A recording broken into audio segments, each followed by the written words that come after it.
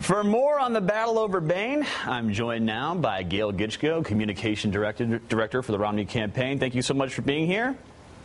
Thank you, Luke, for having me on. I got to ask you, what does retired retroactively actually mean? Can you explain that for us when there is so much evidence that Mitt Romney remained the owner of Bain until 2002 in some capacity? Look, Luke, I appreciate the question, and I appreciate the opportunity to clear this up for anyone who is confused about this issue, which seems to be only the Obama campaign.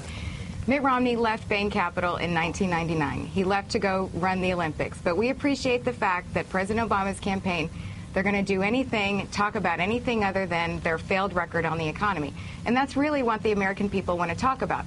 They're not sitting around their dinner tables. They're not at the grocery store talking to their friends about Mitt Romney's resume when he left Bain Capital. They're worried about their own tax returns, and they're worried about their own jobs. So this, again, is just more distraction from the Obama campaign because they can't fix the economy. They failed to do so.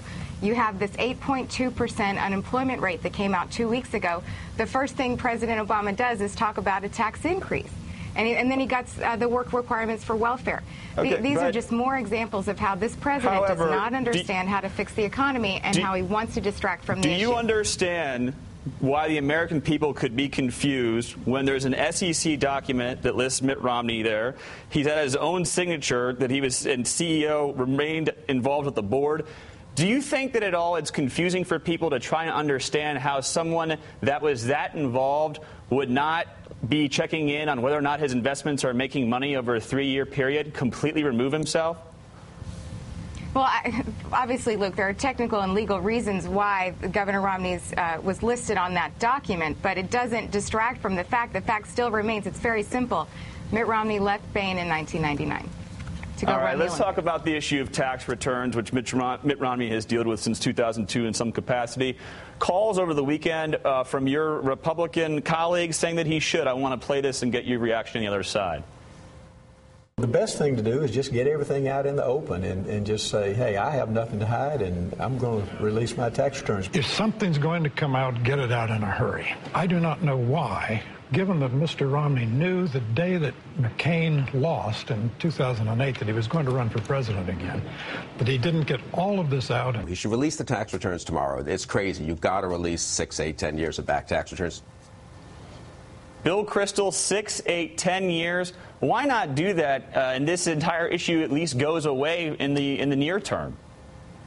Well, we appreciate that we're going to receive political advice from everyone across the political spectrum. But the fact is, Governor Romney has released his tax returns, and that's the reason that the Democrats are continuing to talk about it.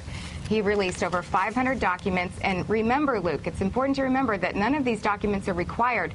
So Governor Romney has gone above and beyond what is required of him to be transparent in these tax returns. 500 pages from 2010, the full schedule. And when we also released the 2011 estimates, and when those are ready, we will release those too.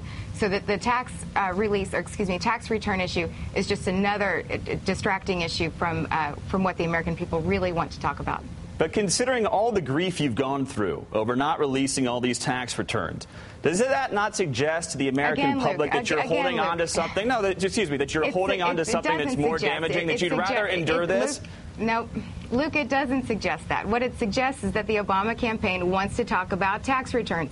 The American people are not worried about Mitt Romney's tax returns. They're worried about their own tax returns. And, Luke, if I could just turn to the subject that President Obama wants to talk about today.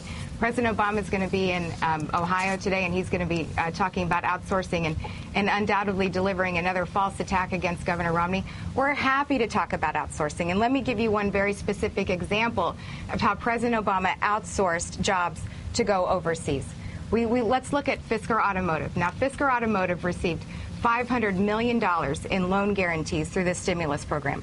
And not only did one of President Obama's top donors benefit from Fisker having received this $500 million, but these jobs were then sent overseas, Luke, to Finland. And President Obama doesn't want to talk about that. So he's going to... on that point, when Mitt Romney was governor, I want to bring up a report from Reuters that talked about how he was involved, and very much the same thing in terms of rewarding different companies. During that time, Romney pursued a hands-on approach to economic development that favored some industries over others, and in some instances singled out individual firms for special favors. Back tax breaks for filmmakers and biotech and medical device manufacturers. His administration promoted venture capital-style funds that extended loans to startup companies, some of which subsequently went out of business. I mean, is this not part of being the president, is extending these types of loans? It's part of being a governor, extending these types of loans, trying to stimulate an economy?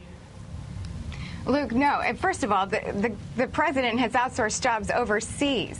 And you can't compare that with what Governor Romney did in Massachusetts. And I would also ask that you go back and you take a look at what the Democrats are talking about here, what is in this Reuters report.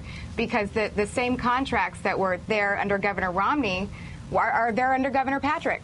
So this is, again, another false attack so that the Democrats don't have to talk about the fact that they've outsourced jobs because overseas to Finland, Tech Solar Denmark. went out of business and got loans from Romney. We have was Spirix, the contract which is under a his predecessor. And Spirix was from the Rhode contract under his Island, predecessor. the $1.5 million down the drain layoffs, Mitt Romney had nothing to do with Spirix for going from Rhode Island to Massachusetts and not functioning correctly? I'm not saying that, but what I'm asking you to do is take a look at these contracts and look and see if they were under his predecessor, too. But this, again, this has nothing to do with this. This is President Obama has engaged in crony capitalism. Okay, but we're talking about it. And if you guys were more transparent, do you think the narrative would switch to bigger ideas? What do you mean us more transparent? Look at President Obama. President Obama is the one who said that he wanted the days of special access to the White House to be over. But we look at countless examples of his donors having access to the White House, receiving stimulus payouts, and then take a look at Solyndra. What happened there? You've got 1,100 workers unemployed. Well, this Fisker plant in Delaware sits as a dust bowl. Thank you so much for coming on the program. We appreciate a conversation I'd love to continue to have. Gail Gitchko of the Romney campaign, take care. Thanks, Luke.